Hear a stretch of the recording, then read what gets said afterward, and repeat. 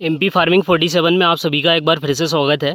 तो आज हम बात कर लेते हैं निर्मल 516 जो प्राइवेट रिसर्च मूंग की वैरायटी है इसके बारे में, और साथ में प्लाट की कंडीशन भी देखेंगे। ऐसा नहीं है कि अपना प्लाट बहुत ज़्यादा लेवल में है और बहुत अच्छी ज़मीन है, मिट्टी थोड़ी सी हल्की है तो थोड़ा से चैलेंजेस हमको थोड़े से ज़्यादा मिलते हैं। अभी इधर क्या है कि हमारे बहुत ज़्यादा पत्थर वगैरह हैं यहाँ पर, तो अभी हमारा पानी चल रहा है, सिंचाई चल रही है। और अगर बाकी प्लाट में देखें तो कुछ ऐसी चीज़ें हैं जो वैसे अगर कोई और होता तो शायद ही दिखाता, लेकिन हम क्या है कि थोड़ी सी जो चीज़ें हैं क्लियर करना ज़्यादा पसंद करते हैं। अभी आपको पता है कि स्टार्टिंग से अगर आप हमारे वीडियोस देख रहे हैं तो आप सभी को पता है कि हमने इस वाले प्लाट में 2 बार हर्बिसाइड का इस्तेमाल किया था। तो एक बार तो टाइमिंग से करा था, लेकिन सेकंड राउंड में हम टाइमिंग का इस्तेमाल नहीं कर पाए, मतलब सही समय पर हम उसमें हर्बिसाइड का इस्तेमाल नहीं कर पाए, थोड़ा सा लेट हो गए थे।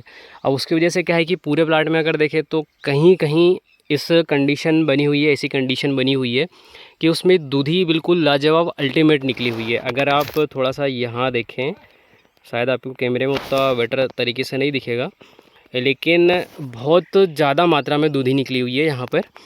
तो उसको खैर कंट्रोल के करने के लिए अगर सिस्टमिक कोई हर्बिसाइड का इस्तेमाल करें तो बेटर रहेगा, लेकिन उसके लिए एक थोड़ा सा जुगाड़ का इस्तेमाल करके फिर करना पड़ेगा। तो काफ़ी किसान ऐसे परेशान है जो कि दूधी से, क्योंकि दूधी एक तो गेहूं में उतना 100% तक कंट्रोल नहीं हो पाता, और गेहूं में अगर कंट्रोल नहीं हुआ तो फिर आपको मूंग में बहुत ज़्यादा परेशान करता है। तो ऐसी कंडीशन कई किसानों के साथ बनी हुई है। अगर आपके साथ भी ऐसी कंडीशन है और आप दूधी को लेकर परेशान हैं तो थोड़ा कमेंट बॉक्स में कमेंट करें कि हाँ, दूधी को आप कंट्रोल करने के लिए बेस्ट जो ट्रीटमेंट है या फिर बेस्ट जो तरीका है उसके बारे में डिटेल में बताएं, ताकि हम जो हमारा नेक्स्ट वीडियो आएगा उसमें हम पूरा प्रैक्टिकली आपको बताएंगे कि दूधी कंट्रोल करने के लिए जो सिस्टमिक हर्बिसाइड हैं उनका अपन किस तरीके से इस्तेमाल करें और मूंग की फसल पे उसके कोई किसी भी प्रकार का कोई साइड इफ़ेक्ट ना हो। तो इसके लिए हम थोड़ा सा एक ट्रिक अपना रहे हैं और उस पर थोड़ा सा हमारा अभी रिसर्च चल रहा है, तो उसके बारे में थोड़ा सा बताएंगे। शायद हो सकता है कि पहले कई किसानों ने बताया भी होगा, सोयाबीन में उसका इस्तेमाल भी करा होगा। तो अगर सोयाबीन में आप इस्तेमाल कर रहे हैं तो उसी ट्रिक का इस्तेमाल आप मूंग की फसल में भी कर सकते हैं, और काफ़ी किसानों के लिए वो हेल्पफुल भी रहेगा। तो नेक्स्ट वीडियो में हम बताएंगे। खैर अभी हम निर्मल 516 को देख लेते हैं। तो निर्मल की कुछ ऐसी कंडीशन है, इसमें 1 2 3 4 5 कुछ इस तरीके से इसमें फ्लावर वगैरह निकलते हैं टॉप पे। और अगर साइड से देखें तो साइड से भी शायद हो सकता है कि कुछ फ्लावर वगैरह निकलें नीचे से भी। तो कुछ इस तरीके से ये निर्मल 516 लगा हुआ है। और निर्मल जो प्राइवेट कंपनी है थोड़ा सा रिसर्च ज़्यादा करती है, इसके कुछ प्लाट हम विज़िट करके आपको बताएंगे कि ये किस प्रकार से निर्मल अपने सीड को तैयार करता है और किस प्रकार से अपने सीड को तैयार करके फिर मार्केट में लेके आता है। तो थोड़ी सी मेहनत करता है बाकी जो प्राइवेट कंपनी है उनकी बदौलत। बाकी मैं आपको ये सजेस्ट नहीं करूँगा कि आप हमेशा प्राइवेट कंपनियों पे ज़्यादा भरोसा करें। बाकी मेरा ऐसा मानना है कि आप अगर गवर्नमेंट की कुछ रिसर्च वैरायटियाँ लगाओगे तो उसका उत्पादन आपको सारी चीज़ें जो क्लियर रहती हैं, क्योंकि गवर्नमेंट कुछ चीज़ ज़्यादा छुपाती नहीं है तो उसके बारे में सारी चीज़ें पता रहती हैं। और प्राइवेट कंपनियां कुछ ऐसी हैं कि अपने बारे में थोड़ा सा डिटेल में उतना बताती नहीं है। अभी मारूका लगी थी क्या यहाँ पे, दिख तो नहीं रही है, शायद हो सकता है कि डैमेज करके निकल ली हो। खैर चलो, कहीं भी होगा तो दिखेगा। कुछ इस तरीके से खैर लगी हुई है। बाकी अगर आप मारूका को देखना चाहें तो आप अपने प्लाट में जहां आपने सबसे पहले पानी दिया था या सिंचाई करी थी वहां देखें। उसके बाद जहां आपकी मूंग सबसे बेस्ट तरीके से लगी हुई है, जहां फ्लावरिंग बहुत अच्छी है, फल वगैरह बहुत अच्छे हैं, वहाँ देखें। क्योंकि हमारे यहाँ क्या है कि ये बिल्कुल एक बोल सकते हैं कि यहाँ पर उपजाऊ मिट्टी आती है पूरे प्लाट की, क्योंकि ये नाला टाइप का है तो यहाँ पूरे प्लाट की उपजाऊ मिट्टी यहीं पर आती है। तो यहाँ पर बहुत अच्छी हमारी मूँग लगी हुई है और यहीं से हम दिखा भी रहे हैं। खैर अब ये सारी चीज़ें थोड़ी सी अंदर की रहती हैं कि बताना नहीं है कि उपजाऊ मिट्टी है, बहुत अच्छा खेत है, इसलिए यहाँ पर इतनी अच्छी वैरायटी लगी हुई है ये। बाकी अगर आपको ऊपर जाके मैं दिखाऊं तो इसकी कंडीशन और ज़्यादा क्रिटिकल है, क्योंकि ऊपर क्या है कि मिट्टी पूरी बह जाती है, इसलिए वहाँ पर थोड़ा सा उतना बेटर तरीके से मूंग लगा हुआ नहीं है। बाकी निर्मल 516 ठीक ठाक है। यहाँ पर अगर कोई और दूसरी वेराइटी भी होती तो उसकी कंडीशन भी इसी तरीके से रहती, क्योंकि यहाँ मिट्टी बहुत अच्छी है। और अगर आप वाटर मैनेजमेंट सही तरीके से करते हैं, अब कई किसान प्लानोफिक्स डाल चुके हैं, टाटा बाहर डाल चुके हैं, उसके साथ में अपना फेंटिक प्लस डाल चुके हैं, फ्लानोफिक्स डाल चुके हैं, सारी चीज़ें डाल चुके हैं, लेकिन उसके बाद फिर ये हमारी मूंग में बहुत अच्छा रिजल्ट है। उसके साथ में कुछ क्या रतन, कोई शायद ऐसा रतन वगैरह कर करके शायद कोई सा खाद वगैरह है, या फिर कोई ऐसी खाद की कुछ वैरायटियाँ हैं, उनको अपने खेत में डलवाते हैं। कितना 20 kg 10 kg 40 kg एकड़, और उसमें अगर केमिकल की बात करें या फिर माइक्रो न्यूट्रिएंट की बात करें तो 0.01% या फिर 1% या फिर 2%, 5%, 10% रहता है।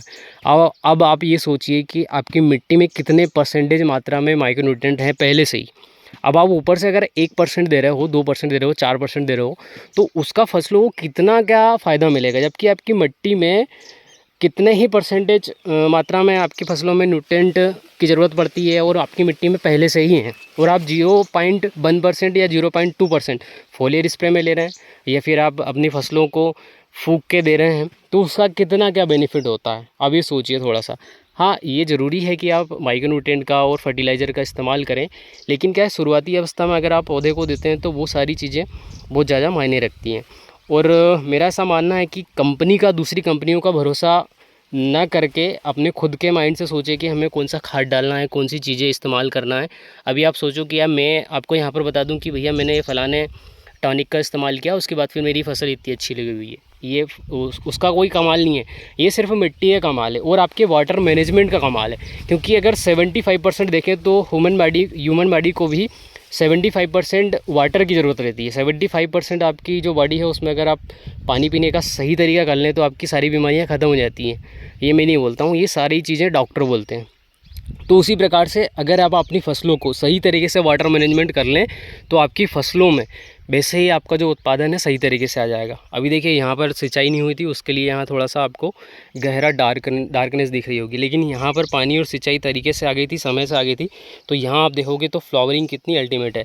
और यहाँ पे क्या है कि हर बार पानी आ रहा है। अभी अगर बात करें तो 3 दिन से इस वाले प्लाट में सिंचाई चल रही है, और फर्स्ट डे जहाँ से स्टार्ट करा था पानी उतना ऊपर से, वहाँ से जब पानी सिंचाई करी तो वहाँ से पर डे इसमें पानी आ रहा है। मतलब 3 दिन 4 दिन से रेगुलर इस प्लाट में यहाँ पर पानी आ रहा है, लेकिन उसके बाद भी आप देख सकते हैं कि क्वालिटी किस प्रकार की है। जैसे मैं हर बार अपने वीडियोस में आपको बताता रहता हूँ कि फ्लावरिंग स्टेज आने के बाद आप जितना पानी दे सको, जितनी सिंचाई कर सको उतनी सिंचाई आप कर सकते हैं, लेकिन थोड़ा सा क्या है कि हल्का सा गैप देना है आपको, बहुत ज़्यादा गैप नहीं देना है। क्योंकि क्या कंडीशन बनती है कि आप उधर से स्टार्ट करते हो पानी, फिर उसके बाद फिर से अगर इसमें लगा दो, जैसे 1 दिन 2 दिन 4 दिन रेगुलर उस पर पानी दो, तो वो थोड़ा सा उतना वो नहीं है कि आप पर डे एक जगह पानी निकालते रहो। हाँ, ऐसा हो सकता है कि आप 3 दिनों के बाद आपकी सिंचाई आपके खेत में स्टार्ट कर दें, ताकि जहाँ से आप स्टार्ट करोगे फर्स्ट डे वहाँ से अगर आप आओगे सिंचाई करते करते तो पूरे प्लाट में आपको जहाँ 3 दिन लग रहे हैं वहाँ फिर से आपको 3 दिन 4 दिन लग सकते हैं। बीच में आप और भी चीज़ें गड़बड़ हो सकती हैं, लाइट गड़बड़ हो सकती है, आपके पास पानी ख़त्म हो सकता है, तो ये चीज़ें सारी जो है वो सही तरीके से मैनेज हो जाएंगी। तो मेरा ये मानना है कि अगर आप वाटर मैनेजमेंट सही तरीके से करते हो तो आपकी मूंग की फसल में कोई बीमारी ही ना आए, या फिर उसका जो प्रोडक्शन है सही तरीके से आए। अब कई किसान ऐसे भी हैं जो सिर्फ इमामेक्टिन बेंजोएट से ही अपनी पूरी फसल लेकर आते हैं। जहाँ किसान 1000 रुपये प्रति एकड़ खर्चा कर रहे हैं, वहीं कुछ किसान ऐसे हैं जो कि इमामेक्टिन बेंजोएट का इस्तेमाल करके और अपनी फसलों को लेके आ रहे हैं और उत्पादन बिल्कुल तगड़ा मिल रहा है उनको। मैं अपने गांव में एक ऐसे किसान है जिनको जानता भी हूं, जो कि सिर्फ स्टार्टिंग से लेकर इमामेक्टिन बेंजोएट का इस्तेमाल करते हैं और उनका जो फसल का उत्पादन है लगभग 5 कुंटल 6 कुंटल 7 कुंटल पर एकड़ के हिसाब से आता है। खैर, इमामेक्टिन बेंजोएट इस्तेमाल करने से क्या है कि इस समय उतना ज़्यादा वो इफ़ेक्टिव रहता नहीं है, लेकिन फिर भी वो इस्तेमाल करते हैं, मतलब कम से कम खर्च में अच्छी फसल भी निकाल लेते हैं। अब क्या है कि कई किसान ये हैं कि उनको सिर्फ नाम और फेम की ज़रूरत रहती है कि भैया इस जो अपना पड़ोसी है वो 5 कुंटल एकड़ निकाल रहा है तो अपने को 7 कुंटल एकड़ निकालना है, बाकी दूसरे जो लोग हैं उनसे बेहतर निकालना है। लेकिन ये चीज़ मैटर नहीं करती है, मैटर ये करती है कि आपकी फसल में आपने कितना इन्वेस्ट करा है और उससे आपको मुनाफा कितना मिल रहा है। तो कोशिश करें कि जो चीज़ की आपकी फसलों में रिक्वायरमेंट है आप सिर्फ उसी का इस्तेमाल करें। जैसे फिजूल खर्चा अगर मैं बताऊँ तो टॉनिक का सबसे ज़्यादा फिजूल खर्चा रहता है। अब अगर कीटनाशक के बारे में बात करें तो कीटनाशक का आपको सही समय पर अगर आप इस्तेमाल करें तो आपकी फसलों पे वैसे ही ज़्यादा जो इंसेक्ट है वो लगे ही ना। अब अगर जैसे पाउडर मिल्ड्यू के बारे में बात करें तो पाउडर मिल्ड्यू का सबसे सस्ता ट्रीटमेंट है। अगर बात करें तो अपना जो इंडेक्स आता है वो सबसे सस्ता मिलता है और 100 ग्राम प्रति एकड़ के हिसाब से आपको इस्तेमाल करना है। कोई ज़्यादा उसका खर्चा भी नहीं है और ज़्यादा मात्रा में आपको डालना भी नहीं, सिर्फ 140 रुपये प्रति एकड़ का खर्चा है। अभी मैं आपको बताता हूँ कि पाउडर मिल्ड्यू आपकी फसलों में आता कैसे। आपको सबसे पहले नोटिस करना है आपके जहाँ खेत में पेड़ लगा हुआ है, जहाँ पर हमेशा मॉइस्चर बना हुआ रहता है और छाँव रहती है, वहाँ आपको जाना है और वहाँ आपको सबसे नीचे वाले हिस्से में आपको विज़िट करके देखना है। सबसे नीचे वाले हिस्से में, वैसे हमने इसमें स्प्रे तो करा दिया था लेकिन फिर भी हल्का फुल्का तो आएगा। अब जैसे ही आप नीचे देखोगे स्टार्टिंग में, तो आपको कुछ इस तरीके से एक डॉट बना रहेगा सफ़ेद, जैसे आप ये इस प्रकार से जो लकड़ी जल जाती है उसके बाद जो हल्का सा जो भूरा भूरा रहता है, जिसको राख बोलते हैं गांव की भाषा में, तो इस प्रकार से आपको पाउडरी मिल्ड्यू देखने को मिलेगा। तो ये स्टार्ट होता है और इसको फसलों का कैंसर कहा जाता है।